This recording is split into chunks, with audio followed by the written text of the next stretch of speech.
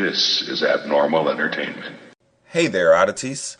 This is Camm, host of SuckCess the Pudcast on Abnormal Entertainment, and I want to let you know that you can listen to my podcast on Stitcher Smart Radio. Stitcher is a free news and talk mobile app available for your smartphone. Downloading is dick. What was that? What? Okay. Downloading is quick. Downloading is easy. Just find Stitcher in your app store and remember, it's free. Now, not only is it free, but you have a chance to get something else for dick. What? Is somebody fucking with me here? Stop it. It's trying to do an ad here. You have a chance to get something else for free here. That's right. Download Stitcher in the App Store, and when you're asked, how did you hear about us, type in SuckCess. That's SuckCess. Type in SuckCess in the promo code box, and you're automatically entered to win a chance at dick. Oh my God, seriously? Really? You're automatically entered to win a chance at $100. That's right, free money. Not only that, but the latest episode of SuckCess will be waiting for you in your favorites. No searching, no typing, it'll just be there. Awesome, right? Yes, I agree. You also have access to countless other... Oh my God. What the... Okay, fine. You also have access to countless other programs as well. Whatever you're interested in, Stitcher has it. So don't forget, Stitcher Smart Radio mobile app. Use the promo code SuckCess during registration and be entered to win $100, and my show will be readily available for you on demand. Dick. Thanks for listening, and continue to listen to SuckCess and all shows on Abnormal Entertainment. That's it. I'm out of here. Why am I so hungry all of a sudden?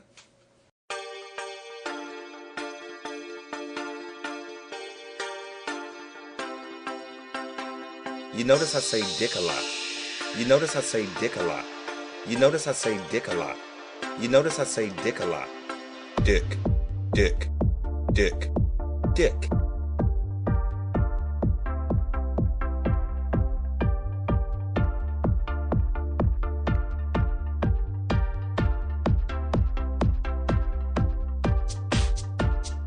Hello, bonjour, what's up? Welcome to SuckCess the Pudcast. My name is Camm, and it still ain't no fun if the homies can't have none. Your last lesson was taught by a sub, Mr. Kevin Moyers. Kevin is a heterosexual dude, and he gave some very good tips and suggestions on surefire ways to not behave if your aim is to land a straight guy. I hope you guys listened and took note. Thank you again, Mr. Moyers. In today's lesson, I want to get back on track with our lesson plan. I last talked to you guys about the D word, discretion, and how important it is to all your forays into forbidden lands. I recalled the biggest dick I've ever seen in my life and told the story about how discretion plays a huge role in keeping said dick around. Damn, that's some good dick. But anyway, this week, I want to talk to you about what you do after you finally make contact with your target. You found them, you impressed them, there was cum involved, which is always fun. Now what? Are you guys like hookup buddies now? Was this a one-time thing? Do you call him? Will he call you? Now, sure, these are all valid questions, but all valid questions that I urge you not to ask. No matter what, we're all guys here. There's nothing wrong with wanting to know the answers to these questions, but the problem comes in when you ask them straight out. That's what women do. And what we want to do is pride ourselves in not being like women. They deal with women all day, every day. You want to show them that while you're interested, you're not a puppy. You're not going to chase him around and grovel at his feet. There's nothing more pathetic than a person, guy or girl, basically begging for another shot. Now, this is assuming that you're still interested after the first go-round, because not every piece of forbidden fruit is a fucking winner. I have examples from both sides of the equation. I have a guy, a gay guy. I started hooking up with him a couple years ago, I guess. And yes, I know, me, a gay guy, but I'll remind you that my preference is straight guys, and that's mostly what I stick to. But And this gay guy I'm talking about is part of the reason I came to be this way, actually. I find that, in general, the gay guys that I've run across have been too eager for my taste. Like I said, I started up with this guy a couple years ago, and I immediately wasn't all that impressed. He only has about half the length of my teenager guy that I spoke about before, and he's more into blowing me and getting fucked more than anything else. There's a time and a place for everything, and although I'm not usually into getting blown or fucking asses, when it's the time and place, he's my go-to guy. Now, that being said, my time and place is usually about once every 6 months or so. But his time and place is all the fucking time. This dude texts me constantly. Hey man, what's up Poppy? Come fuck me. I want you. What you doing? It's fucking annoying as fuck. And with each text that he sends, I push him further and further down the list. Don't get in touch with me so often. I'll call you when I'm ready. Part of it is my fault too. Well, it's Jen's fault. Sometimes when I get drunk and horny, I call him over, much sooner than I would have normally got in touch with him if I was sober. And after that, he doubles and triples his efforts in trying to get back over to my house for more. I fucking hate it. Listen, oddities, don't be that guy. You have to learn to read cues. It may drive you a bit nuts. Nuts. It may drive you a bit nuts that your guy isn't available when you want him to be, but that's just the way it works out sometimes. And guess what? He may never be available to you again. That's the harsh reality, but you have to live with it. He is not the only dick on the block, trust me. This brings me to another friend of mine. This friend is a straight guy. A pretty close friend, too. This happened a couple years ago, too. Drinks were had, drunk teases were thrown my way, bonus were popped, and his dick ended up being sucked. And this was good dick, too. But where do I go from here? This ain't just some dude. This is a close friend. At the time, he was a new close friend, but close nonetheless.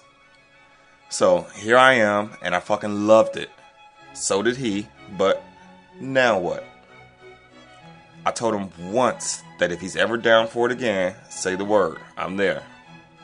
I told him once that if he felt like making my day, he could send me a dick pic. Other than that, sure, since we're friends and we still hang out and get drunk together, I still jokingly make comments about sucking his dick again, but I say it mostly jokingly. He knows that I'm serious about the dick sucking, but I don't need to tell him that seriously other than the one time when I told him the next day. I've never cornered him or texted him and asked, hey, so what's up? How come you won't let me blow you again? Oh, I should backtrack a little bit to say that it wasn't, as of now, it was a one-time thing. But in those first couple of weeks after, I really wanted it to happen again. It was good dick. I mean, who wouldn't want more of it? But what I never do is get him in private and just question him about it. I would love to blow him again. But if I start in like, so, what's up? When you gonna let me get that out you? Then not only would that annoy him, because pressure is fucking annoying, but it could and probably would fuck up our friendship. And I love this fucking guy. The dick was good, but if it comes down to it, I gotta pick the person, in this case, over the dick. Nobody wants to hang out with a dude who's gonna try to suck their dick every time they're together. I'm still not fully convinced that it won't happen again. We're still very friendly, but as far as actual blowjobs go, it was the one time. For now, I take that as my answer and we both go on as friends. I think we're even closer friends now than we were before I got that out of him. Oh, and if anybody's confused by the term, let me get that out you, it's an old southern hip hop phrase.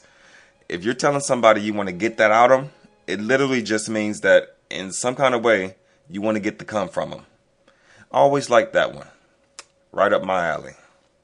Again, my name is Camm Harson, and this has been SuckCess the Pudcast, brought to you exclusively from Abnormal Entertainment every Saturday. You can always email me at mrcam@gmail.com. That's mistacam@gmail.com to chime in here, and I promise you I'll read each and every email personally. Be sure to tune in to all of our shows and listen to all of our great abnormal hosts. It is my home, and I personally removed all the doors off the closets. Please tune in with me next week for more hot tips on more hard tips. And in the meantime, remember, that thing ain't gonna suck itself. You better be there to get it done.